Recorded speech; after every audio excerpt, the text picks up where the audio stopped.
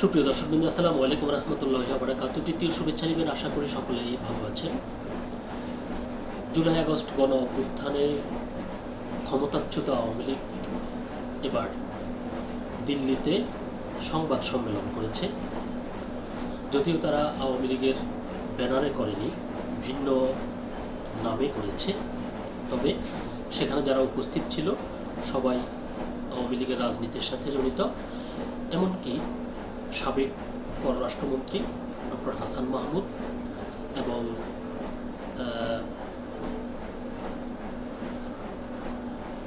সহ আরও বেশ কয়েকজন পরিচিত মুখ উপস্থিত ছিলেন। তো এই নিয়ে বাংলা ট্রিবিউন পত্রিকায় একটি প্রতিবেদন প্রকাশিত হয়েছে, যেখানে শিরোনাম বলছে, নতুন অন্তর্বর্তী সরকার এলে ভোটে যেতে প্রস্তুত আওয়ামী লীগ। খবরটির শিরোনাম তারা বলছে, বাংলাদেশে যদি নতুন কোনো অন্তর্বর্তী সরকার দায়িত্ব নেয় এবং তারা সুষ্ঠু ও অবাধ নির্বাচনের পরিবেশ নিশ্চিত করে, তাহলে আওয়ামী লীগ নির্বাচনে অংশ নিতে প্রস্তুত রয়েছে বলে দলটির নেতাদের পক্ষ থেকে ঘোষণা দেওয়া হয়েছে। একই সঙ্গে দলের পক্ষ থেকে জানানো হয়, মোহাম্মদ ইউনূসের নেতৃত্বাধীন বর্তমান অন্তর্বর্তী সরকারের অধীনে অনুষ্ঠিত কোনো নির্বাচনে আওয়ামী লীগ অংশ নেবে না। তাদের মতে এই সরকারের অধীনে সুষ্ঠু, অবাধ ও গ্রহণযোগ্য নির্বাচন সম্ভব নয়। শনিবার 17 জানুয়ারি ভারতের রাজধানী দিল্লিতে আয়োজিত এক সংবাদ সম্মেলন থেকে এই কথা জানান বাংলাদেশে কার্যক্রম নিষিদ্ধ আওয়ামী লীগের জ্যেষ্ঠ নেতা ও সাবেক তথ্যমন্ত্রী হাসান মাহমুদ।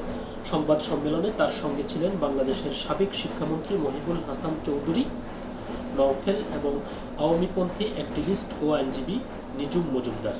2024 সালের জুলাই আগস্টে বাংলাদেশের রাজনৈতিক অস্থিরতা নিয়ে জাতিসংঘের মানবাধিকার কমিশনের কার্যালয়ে যে রিপোর্ট পেশ করেছিল, তার মধ্যকার বিভিন্ন অসংগতি তুলে ধরতেই মূলত এই সাংবাদিক সম্মেলনের আয়োজন করা হয়। স্থানীয় সময় শনিবার সন্ধ্যা 6টা থেকে শুরু হওয়া সংবাদ সম্মেলন চলে প্রায় দীর্ঘ 2 ঘন্টা। এ সময় তারা নিজেদের বক্তব্য তুলে ধরার পাশাপাশি দিল্লির সাংবাদিকদের নানা প্রশ্নেরও জবাব দেন।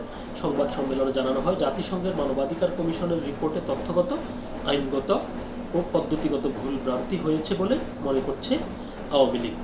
পাল্টা যুক্তি দিয়ে এসব বিষয় তুলে ধরেন দলটির নেতারা। আইনগত বিষয়গুলো ব্যাখ্যা করেন ইন্টারন্যাশনাল ক্রাইমস রিসার্চ ফাউন্ডেশনের লিগাল টিমের প্রধান ব্যারিস্টার নিজুম মজুমদার। প্রসঙ্গত, জাতিসংঘের ওই রিপোর্টে গত বছর জানানো হয়েছিল, 2024 সালের 1 জুলাই থেকে 15 আগস্টের মধ্যে বাংলাদেশে অন্তত 1400 মানুষ নিহত ও হাজার হাজার মানুষ আহত হয়েছে বলে তাদের অনুসন্ধানে বের হয়ে এসেছে। তবে দিল্লি সংবাদ সম্মেলন থেকে ইন্টারন্যাশনাল ক্রাইমস রিসার্চ ফাউন্ডেশন দাবি করেছে এই তথ্য সম্পূর্ণ ভিত্তিহীন। এই সংখ্যার ভিতরে অনেক গরমিল আছে বলে যেমন তারা মনে করছেন, তেমনি বিক্ষোভকারীদের হাতে শত শত পুলিশ কর্মী নৃশংস হত্যা ও খুনের ঘটনা রিপোর্টে খাটো করে দেখানো হয়েছে বলেও তাদের দাবি। জুলাই আন্দোলনে শত শত হত্যাকাণ্ডের জন্য আওয়ামী লীগ দেশবাসীর কাছে ক্ষমা চাইবে কিনা, সংবাদ সম্মেলনে এমন প্রশ্নের সরাসরি জবাব এড়িয়ে গেছেন দলটির নেতারা। বস্তুত আন্দোলনের মুখে ক্ষমতাচ্যুত হওয়ার পর গত 1.5 বছরের মধ্যে এটাই ছিল ভারতের রাজধানীতে আওয়ামী লীগের কোনো নেতাদের প্রথম প্রকাশ্য সাংবাদিক বৈঠক। 2024 সালের 5 আগস্টের রাজনৈতিক পট পরিবর্তনের প্রেক্ষাপটে আওয়ামী লীগের সর্বোচ্চ নেত্রী শেখ হাসিনা ছাড়াও দলের বিভিন্ন পর্যায়ের অসংখ্য নেতাকর্মী ভারতে আশ্রয় নিয়েছেন। প্রতিবেদনটি আরও দীর্ঘ, আমরা পুরোটা পড়ছি না। তো যেটি বলতে হয় সেটি হচ্ছে যে, যেখানে আওয়ামী লীগের তাদের অপকর্মের জন্য বাংলাদেশে তাদের রাজনৈতিক কর্মকাণ্ড নিষিদ্ধ রয়েছে, এমনকি ব্যালট পেপার থেকেও তাদের যে নির্বাচনী প্রতীক সেটি সরিয়ে দেওয়া হয়েছে, যেখানে আগামী মাসের 12 তারিখে নির্বাচনী তফসিল অনুযায়ী জাতীয় নির্বাচন অনুষ্ঠিত হওয়ার কথা। এরকম প্রেক্ষাপটে আওয়ামী লীগ যে সাংবাদিক সম্মেলনটি করেছে তার গুরুত্ব আসলে ঠিক কতখানি আমি বলতে পারবো না, কারণ একমাত্র ভারত ছাড়া তাদেরকে নিয়ে নির্বাচন করার ব্যাপারে ডক্টর ইউনূসের লোকজন বলছে তাদের উপরে কোনো চাপ নেই, এবং বাংলাদেশেও আওয়ামী লীগের নেতাকর্মীরা যেরকম ডক্টর ইউনূস সরকারের বিরুদ্ধে আন্দোলন সংগ্রাম করার কথা সেরকম কিছুই করতে পারছে না। তো এরকম চাপহীনভাবে কেন অন্তর্বর্তী সরকার পদত্যাগ করে আওয়ামী লীগকে নির্বাচনে অংশগ্রহণের সুযোগ করে দেবে, এটি আমার বোধগম্য নয়।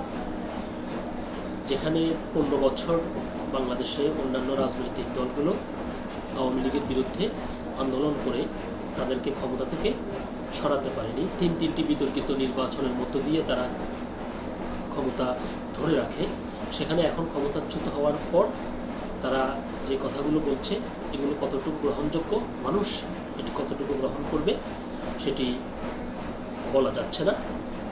যদিও দেশের একটি বিশাল অংশের জনগোষ্ঠী দলটির কর্মী সমর্থক রয়েছে, তো দেখা যাক কি হয়।